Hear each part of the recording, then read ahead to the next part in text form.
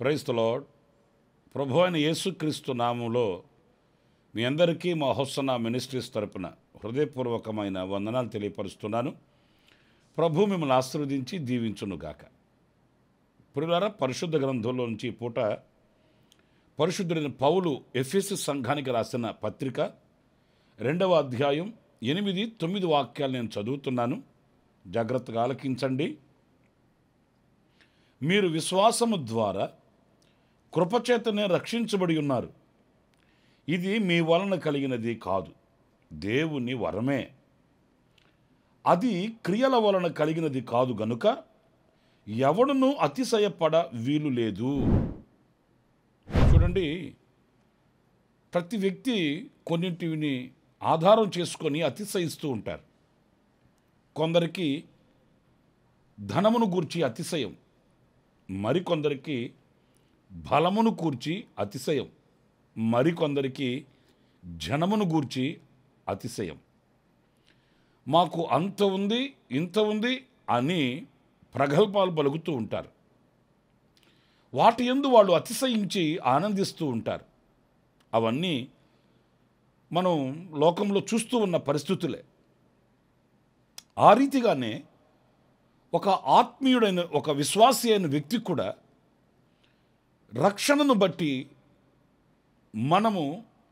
నేను రక్షించబడ్డాను, లేక నేను తప్పించబడ్డాను, లేక నేను విమోచించబడ్డాను అని అతిశయోక్తిగా మాట్లాడుకోవడం కాదు, కానీ ఇది దేవుని ద్వారా కృపచేతనే అనుగ్రహింపబడినది.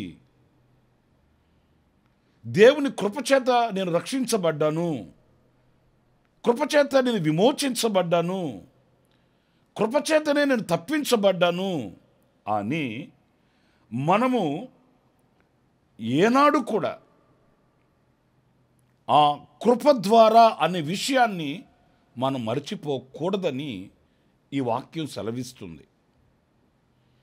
అందుచేత ఎవడు కూడా అతిశయపడవలసిన అవసరం లేదు. నేను గొప్పవాడిని గనుక, మేము గొప్ప జనము గనుక, మేము గొప్ప ధనవంతులు గనుక ఆయన మమ్మల్ని రక్షించాడు, ఆయన మమ్మల్ని తప్పించాడని కాదు, కానీ కేవలం ఆయన కృప చేతనే మనం రక్షించబడ్డాము, ఆయన కృప వలననే మాత్రమే మనం రక్షించబడ్డాము అనేది ఏ క్షణం కూడా, నిద్రలో కూడా మనం మర్చిపోకూడదండి. ఆ కృపను బట్టి దేవునికి కృతజ్ఞులమై మనం బ్రతకాలి. మనం అతిశయించకూడదు. మీకు ఒక చిన్న మాట నేను మీతో చెప్తాను. అదేంటంటే, మరి దేనిని బట్టి మనం అతిశయించాలి, దేనిని బట్టి మనం ఆనందించాలి అనంటే, ఇర్మియా గ్రంథం 9వ అధ్యాయం 24వ వాక్యాన్ని నేను చదువుతున్నాను. అతిశయించువాడు దేనిని బట్టి అతిశయించవలననగా, భూమి మీద కృప చూపుచు నీతి న్యాయములు జరిగించుచున్న యెహోవాను నేనే అని గ్రహించి నన్ను పరిశీలనగా తెలుసుకొనుటను బట్టియే అతిశయింపవలెను. పురిలరా, చూడండి, ఇక్కడ భూమి మీద కృప చూపుచు నీతి న్యాయములు జరిగించుచున్న యెహోవాను నేనేనని గ్రహించి నన్ను పరిశీలనగా తెలుసుకొనుటను బట్టి, ఆయనను పరిశీలనగా తెలుసుకొనుటను బట్టి అతిశయించాలట. అంటే మనము క్రైస్తవ కుటుంబంలో పుట్టి పెరిగాము, మనకు కొంత తెలుసు. ఎందుకంటే మనకు వేరొక దేవుడు మనకు తెలియదు. క్రైస్తవ కుటుంబంలో పుట్టి పెరిగాం కనుక వేరే వాతావరణం మనకు తెలియదు. అలాగని అంతటితో మనం ఆగిపోవడం కాదు. నాకు బైబిల్ తెలుసు, క్రైస్తవ కుటుంబంలో పుట్టి పెరిగాను, పండుగ ఆచారాలలో నిమగ్నమయ్యాను అని కాదు. ఎంతవరకు మనం ఆయనను గూర్చి తెలుసుకున్నాము? ఎంతవరకు ఆయనను గూర్చి మనకు తెలుసు? ఆయనను గూర్చి పరిశీలనగా మనం తెలుసుకోవాలట. ఎంతగా అయితే మనం ఆయనను గూర్చి పరిశీలనగా తెలుసుకుంటామో ఆ తెలుసుకొనిన దానిని బట్టి అతిశయించాలి. అలాగనుకుంటే మనం ఎవరం కూడా ఈ వాక్యానికి శిరస్సు వంచవలసిన వారమేనండి. ఎందుకంటే ఆయనను ఇంకా మనం తెలుసుకొనవలసింది ఎంతో ఉంది. నేను పూర్తిగా ఆయనను ఎరిగాను అని కాకుండా మనం నడిచే కొద్దీ, వెళ్ళే కొద్దీ, ఆయనతో అడుగులు ప్రారంభించి యాత్ర కొనసాగించబడే కొద్దీ ఆయనను తెలుసుకొనవలసిన విషయాలు ఎన్నో ఉన్నాయండి. మోషే అంటాడు, నిన్ను నేను తెలుసుకోవాలి, నిన్ను నేను ఎరిగిన వాడను కావాలి. నిజమే, మోషే అంతటి గొప్ప దైవజనుడే నేను నిన్ను తెలుసుకోవాలి అన్నాడంటే, ప్రియులారా, తెలుసుకోకుండానే ఆయన సమస్తాన్ని విడిచిపెట్టి వచ్చాడంటే అది కాదు. మన తుది శ్వాస వరకు కూడా, కడశ్వాస వరకు కూడా ఆయనను ఒక క్రొత్త రీతిలో, ఒక క్రొత్తదైన పద్ధతిలో మనము ఆయనందు ఆనందించవలసిన వారం అండి. కనుక ఆయనను గూర్చి పరిశీలనగా మనం తెలుసుకొనటను బట్టి మనం ఆనందించాలి, సంతోషించాలి. అన్నప్పుడు ఎంతవరకు ఆయనను గూర్చి మనం తెలుసుకున్నాము? ఎంతవరకు తెలుసుకున్నాము? మోషేని అడిగితే చెప్తాడు ఆయన ఉన్నవాడు, అనువాడు. యోబు గారిని అడిగితే చెప్తాడు ఆయన సజీవుడు. దైవజనుడైన యోహాను గురించి మనం చదువుతాము, ఆయన లోకపాపములను మోసుకొని పోయే గొర్రెపిల్ల. ఇలాగా ఒక్కొక్కరు ఒక్కొక్క అనుభవాన్ని గురించి వాళ్ళు విశదీకరంగా ప్రకటిస్తారు. మరి మనము ఆయనను ఏ రీతిగా తెలుసుకున్నాము? ఎంతవరకు తెలుసుకున్నాము? ఆ తెలుసుకొనుటను బట్టి మనం అతిశయించాలట. మన ఇంట్లో బైబిల్ ఉంటుంది, కానీ మన గుండెల్లో బైబిల్ ఉండదు కదా. మన చేతిలో బైబిల్ ఉంటుంది, మన నోట ఆ బైబిల్ మాటలు ఉండవు కదా. గోడలకి, దిమ్మెలకు వాక్యాలు చూస్తాం, కానీ మన హృదయపు తలుపు మీద ఆ వాక్యపు ఛాయలు కనపడవు కదా. మరి ఏం తెలుసుకున్నట్టు ప్రభుని మనం? ఎంత ఎరిగినట్టు ప్రభుని మనం అనేది ఒక ప్రశ్న. కనుక ఆయనను గూర్చి తెలుసుకున్నట్టును బట్టి మనం అతిశయించాలని దేవుని వాక్యం చెప్తుంది. మరొక మాట, మీరు గలతీ పత్రిక 6వ అధ్యాయం 14వ వాక్యం చదివితే అక్కడ మన ప్రభువైన యేసుక్రీస్తు సిలువ యందు తప్ప మరి దేని యందును అతిశయించుట నాకు దూరమవునుగాక. ప్రియా దేవుని బిడ్డలారా, ఇక్కడ మనం గమనించవలసింది ఏంటంటే సిలువ యందు అతిశయించాలంట. సిలువ యందు అతిశయించడానికి ఏముంది అందులో అనంటే, సిలువ యందు ఒక బలియాగం జరిగింది, సిలువ యందు ఒక పాప పరిహారం కలిగింది. ఆ సిలువ మీద ఒక పరిశుద్ధుడు మన కొరకై బలి అయిపోయాడు. నేను అతిశయించగలిగితే, అదిగో నా కొరకు ప్రాణం పెట్టిన, నా కొరకు బలి అయిపోయిన, నా కొరకై రక్తం కార్చి గొల్లగా మార్చబడి నాగటి చాలు వలె దున్నబడిన ఒక పరిశుద్ధుడైన దేవుడు నాకు ప్రత్యక్షమయ్యాడు. ఆయన యందు ఆ సిలువలో జరిగిన ఆ త్యాగమందు మనం అతిశయించగలగాలండి. నా ప్రియమైన సహోదరులారా, కడుపును పుట్టిన వారి కొరకు, తోబుట్టిన వారి కొరకు ఈ రోజున త్యాగం చేయలేని మనుషుల్ని మనం లోకంలో చూస్తున్నాము. కానీ ఒక అధోపాతాళంలో కూరకను పోయి, పాపపోడిలో నిద్రపోయి, పాపపు నాశనానికి దిగజారిపోతున్న మన కొరకై పరిశుద్ధుడైన దేవుడి లోకానికి దిగివచ్చాడు. ఎంచి చూస్తే మంచి మనలో లేదు. మనము దేవుని సారూప్యాన్ని పోగొట్టుకున్నాము, ఆయన పోలికను పోగొట్టుకున్నాము. కానీ ఈ శిథిలమైన మానవాళి కొరకై యేసుక్రీస్తు ఈ లోకానికి దిగివచ్చి ఆయన పవిత్రమైన పరిశుద్ధమైన రక్తంతో మనల్ని కడిగి పరిశుద్ధపరిచి మరలా ఆయన రూపాన్ని మనలో పోశాడు. ఆయన సుగుణములను మనకు అలవర్చాడు. పాపభూయిష్టమైన మన హృదయాన్ని పరిశుద్ధపరిచి పవిత్రపరిచి ఆయన రూపమునకు సమరూపముగా మనల్ని ఆయన మలచుచు మార్చుచున్నాడు. ఇదిగో ఈ సిలువను గురించిన వార్త మనకు శక్తినిస్తుందండి. ఎవరు కూడా మన కొరకు త్యాగం చేయలేదు, ఎవరు మన కొరకు దిగిరాలేదు. మన ప్రభు అయిన యేసుక్రీస్తు ఆ సిలువలో మండుటి ఎండలో ఆకాశానికి భూమికి మధ్య వ్రేలాడి ఆయన ఆఖరి రక్తపు బొట్టును కార్చి తుది శ్వాసను విడిచి మనకు పునరుద్ధానమునిచ్చాడు, మనకు మరో జన్మను ప్రసాదించాడు. సజీవుల దేశంలో మనం ఆయనను స్తుతించే కృప మనకు అనుగ్రహించాడండి. ఇంతకంటే అతిశయోక్తి మనకేముంది?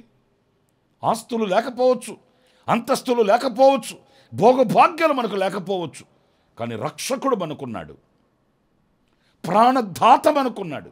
మన కొరకై ప్రాణం పెట్టిన, మన కొరకై సజీవుడిగా జీవించుచున్న ప్రభు మనకున్నాడు. ఆయన యందు, ఆయన సిలువ యందు మనం అతిశయించాలి, ఆనందించాలి, ప్రభునందు హర్షించాలి. మీలో ఎంతమంది ఆ సిలువను గూర్చి అతిశయిస్తున్నారో నాకు తెలియదు. ప్రతిదినము ఆ సిలువ త్యాగాన్ని మనం తలపోసుకోవాలి, ఆ సిలువ దర్శనాన్ని మనం చూడాలి. ఆ సిలువ దర్శనము చేత కృతజ్ఞులమై ప్రభు కొరకు మనం బ్రతకాలి. ఇంకొక మాట కూడా నేను మీకు జ్ఞాపకం చేస్తాను. పరిశుద్ధులైన పౌలు ఫిలిప్పీ సంఘానికి వ్రాసిన పత్రిక 3వ అధ్యాయం 3వ వాక్యాన్ని నేను చదువుతున్నానండి. ఎందుకనగా శరీరమును ఆస్వాదము చేసుకొనక దేవుని యొక్క ఆత్మ వలన ఆరాధించుచు, మరలా చదువుతున్నానండి ఈ వాక్యాన్ని, దేవుని యొక్క ఆత్మను ఆరాధించుచు క్రీస్తు యేసునందు అతిశయపడుచున్న మనమే సున్నతి ఆచరించువారము. ఇక్కడ నేను జ్ఞాపకం చేయాలనుకున్న మాట ఏంటంటే, ఆత్మ వలన ఆరాధించుచు క్రీస్తు యేసునందు అతిశయపడుచున్న, అంటే ఆరాధించుచు అతిశయపడుచున్న, ఆరాధించుట యందు మనం అతిశయించాలట, ఆనందించాలట. ఆత్మలో మనము ఆత్మ వలన ఆయనను ఆరాధించడం. ఆరాధించడం అంటే ఏదో ఒక పాట పాడి ఆరాధన ఆరాధన అని పదే పదే పలకడం కాదు. ఆరాధించడం అంటే ఆత్మ వలన ఆయననే స్మరించుకోవడం, ఆయననే తలపోసుకోవడం, మన కలలోనైనా మెలకువలోనైనా ఆయనను గూర్చిన జ్ఞాపకాలు నిలిచిపోవడం. చూడండి, కొంతమందిని ప్రేమిస్తారు, ఆ ప్రేమను మర్చిపోలేక వారిని తలంచుకుంటూ ఉంటారు. అప్పుడు ఏమంటారు? వాళ్ళు వీళ్ళకి ఆరాధన అయిపోయారయా అంటామండి. నిజమే, మన ప్రభు తప్ప మనకు వేరొక ధ్యాస మనకు లేదు. మన వయస్సు, మన మనస్సు, మన తపస్సు ఆయనే. మనకున్న ఆదియు అంతము, ఆధారము, ఆరోగ్యము అన్నీ కూడా ఆయనే. ఆయన తప్ప వేరొక్కరు మనకు లేరు. కనులు మూసినా, కనులు తెరచినా, నిలిచినా, నడిచినా ఆయన రూపమే మన కనులు ఎదుట కనబడుతున్నది, ఆయన రూపమే మన మధ్యలో మెదులుతున్నది కనుక ఆయనే మనకు ఆరాధన. ఆ ఆరాధనను బట్టి మనకు అతిశయం. స్తోత్రం కలుగునుగాక. నా ప్రియమైన సహోదరులారా, ఈ రోజున మన హృదయంలో ఆయన నిండుకొని ఉండాలి, ఆయన కార్యములు నిండుకొని ఉండాలి. మన పేతుడైన దావీదేం పలికాడు? నా అంతరంగములో ఉన్న సమస్తమా ఆయన పరిశుద్ధ నామాన్ని సన్నుతించు, కీర్తించు, ఆరాధించు. అంటే ఆయన అంతరంగములో ఉన్న సమస్తానికి చెప్తున్నాడు. అంతరంగములో ఉన్న సమస్తము అంటే ఆ అంతరంగములో ఎన్నో కార్యాలు దాచుకొని ఉన్నాడు. ప్రభు చేసిన మేలులను, వాటిలన్నిటిని తలంచుకుంటూ ఆయనను ఆరాధించడం. అలాగైతే ఆయన చేసిన మేలులు ఎన్ని పొందుకున్నాము, ఎంత ఆరాధిస్తున్నాము? ఇంకా ఆయన చేసిన మేలులన్నీ తలంచుకుంటూ ఆరాధించాలంటే ఆ ఆరాధన అది ఆగేది కాదు, నిలిచిపోయేది కాదు. మనకు ఆరాధన అంటే ఆదివారం, లేకపోతే నిర్ణయింపబడిన కూడికలకు వెళితేనే మనకు ఆరాధన. ఎక్కడికి వెళ్ళి వస్తున్నారండి? ఆరాధనకి. అంటే ఆ రోజు మాత్రమే, ఆ సమయంలో మాత్రమేనా ఆరాధన? కాదు కాదు. ప్రతి క్షణం మన హృదయపు కోవెలలో ఆయనే ఆరాధించబడాలి. మన గుండె గుడిలో ఆయనే నిలిచిపోవాలి. మన మధ్యలో ఎప్పుడు ఆయన నామస్మరణ ప్రతిధ్వనిస్తుండాలి. ఆయనను గూర్చిన జ్ఞాపకాలు మన మనసులో నిలిచిపోవాలి.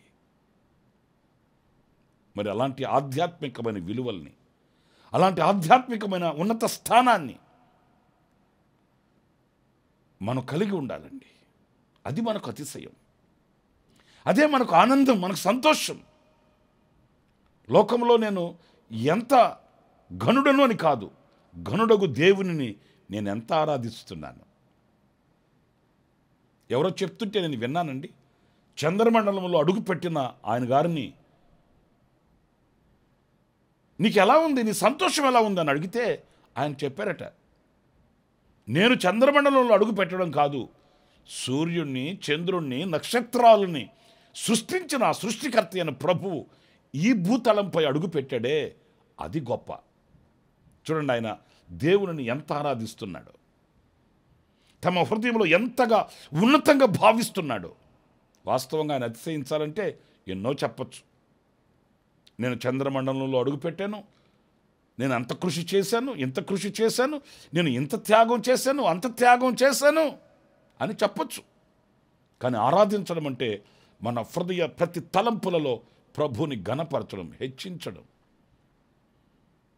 తండ్రితో కూడా ఉండుట విడిచిపెట్టకూడని భాగ్యమని ఎంచుకొనక ఈ లోకానికి దిగువచ్చి ఈ పాపభూయిష్టమైన గాఢాంధకారపు లోకంలో పరిశుద్ధుడైన దేవుడు అడుగుపెట్టాడే, అది ఉన్నతమైన కార్యం.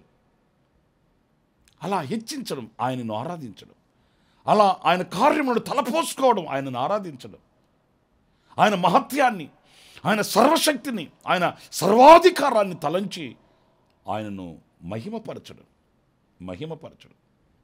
ప్రియా దేవుని బిడ్డలారా, మన ప్రతి అణువులో, ప్రతి పరమాణువులో ఆ ఆరాధన నిక్షిప్తమైపోవాలండి.